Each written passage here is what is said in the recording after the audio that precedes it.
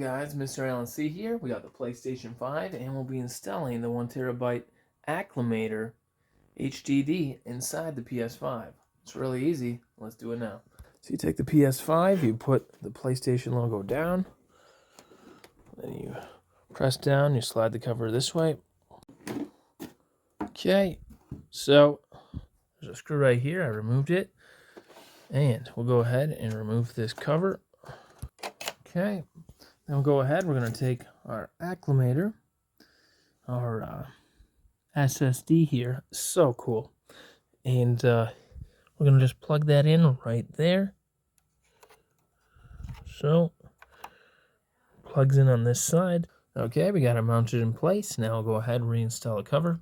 All right, now we'll put the case back on the PS5. All right, then when we turn on the PS5, it's going to ask us, hey, you got a new SSD in there. Do you want to format it? Yes, format SSD. Does that quick. All right, format complete. It shows the read speed, and your SSD has been formatted. All right, so if we go ahead and look, you can see the console storage was also always 667 gigabytes. That's a lot.